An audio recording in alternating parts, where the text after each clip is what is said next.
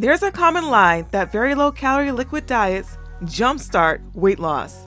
This is not a lie. This actually happens, and I've done this before. I've been on very low-calorie liquid diets under my doctor's supervision, and I can tell you that these diets do work to jumpstart weight loss. So it's not a common lie. If doctors do it and they prescribe it to their patients, then it's there for a reason. All they do is activate the body's famine response. Now, I'm not a doctor, but I don't think that the body goes into a famine response if you have a ton of fat on your body already. This doesn't make sense. I can see if you were underweight, then yeah, possibly. If you're overweight and obese, you got plenty of fat on your body to keep you alive. You are not going to unalive from famine or have a famine response if you have plenty of energy stored on your body. You'll be okay. Weight loss by any method fails the vast majority of the time, and weight cycling does harm. Listen, weight loss doesn't fail. It's easy to lose weight. Don't drink the day before, weigh yourself the day after, you will lose some weight. Our problem is, as food addicts, as compulsive overeaters, the maintenance phase is what we always fail at. We can't keep off the weight we lost. That's the problem. It's not the weight loss, it's not the diets, it's what you do after you get to your goal weight. Weight cycling can cause harm. Yeah, you'll mess yourself up mentally and physically if you're doing things that's not nice to your body. So if you're overeating, undereating, yes, you are doing harm to yourself. But the weight loss part, that's not the problem. The diets, that's not the problem. People can lose weight on any diet that they choose and stick to. But once you get off the diet, that's when the problem starts. So yes, maintenance phase, that's what you're having a problem with. Very low-calorie diets just exacerbate that harm. If you're doing a very low-calorie diet on your own, without a nutritionist or a doctor for help, then yeah, that's a problem, because I don't think you should be doing such a low-calorie diet on your own. There's certain multivitamins or certain vitamins you need. You gotta make sure you're getting enough protein. It's a lot of stuff behind this diet. I don't think anyone should be doing this type of diet without a professional making sure they don't have any adverse symptoms or side effects. This is some serious business. So yeah, very low calorie diets do jumpstart your weight loss, but you need someone there that's a professional to make sure you're doing it right. Weight loss is not what makes you fail. It's when after you lose the weight, you don't know how to keep it off. It's the maintenance phase you got a problem with. It's honestly really easy to understand as long as you're not obnoxiously obtuse. Psychology and biology often go hand in hand, and the brain quite literally cannot tell the difference between a stressful situation and a life and unaliving situation. So if someone is stressed for a long period of time, the brain will send a message to the body to conserve fat as a precautionary measure. Same for low hydration. If you're not getting enough hydration, your body will assume you're in danger and will once again conserve fat.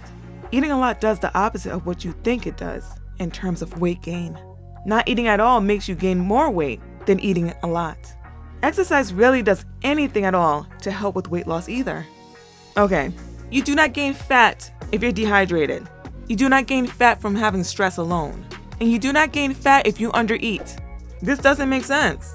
You gain fat when you eat over your maintenance calories.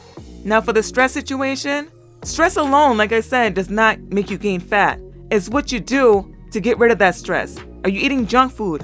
Are you drinking sugary sodas? Like, what are you doing? Because if you choose meditation over a bag of Doritos, then you're good.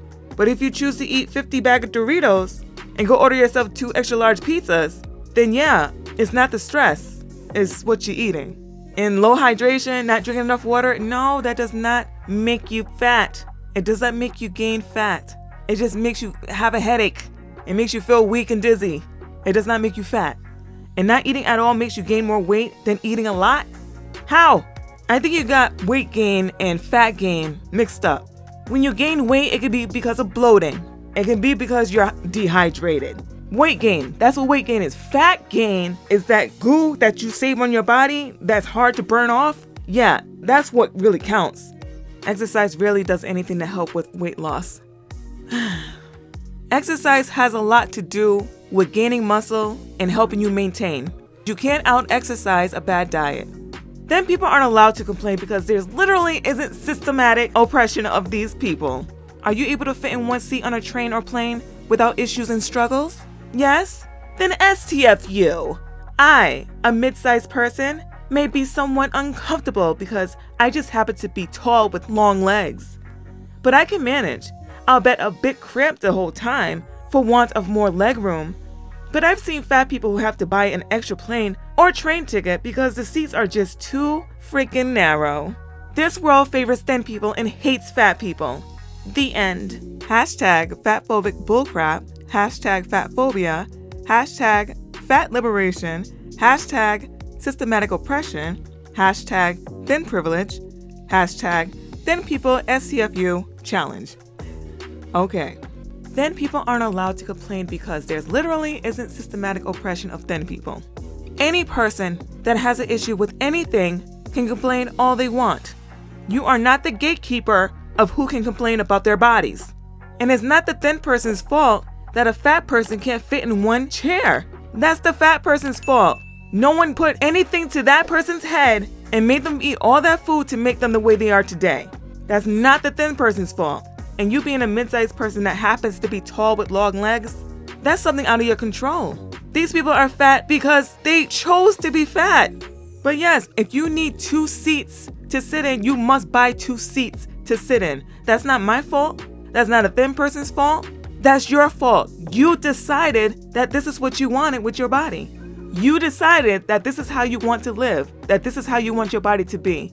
So because you want to continue to stay the way you are, buying extra seats and having to find accommodations for yourself is what you need to do until you figure out how to become healthier.